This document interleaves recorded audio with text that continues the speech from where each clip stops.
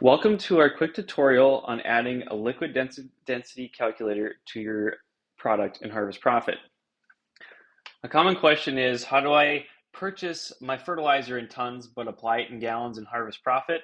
It's very common to have an error when you apply products in different units than what you're purchasing it in.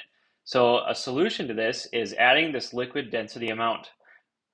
So if, for example, 2800 UAN, if I click this liquid density checkbox and then enter in my density conversion in pounds per gallon, so every co-op, every vendor may be a little bit different depending on the product.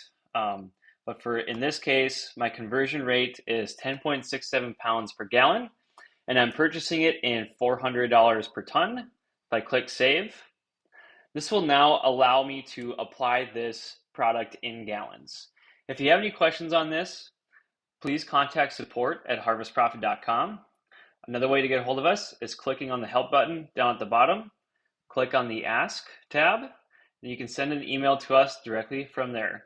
Thanks.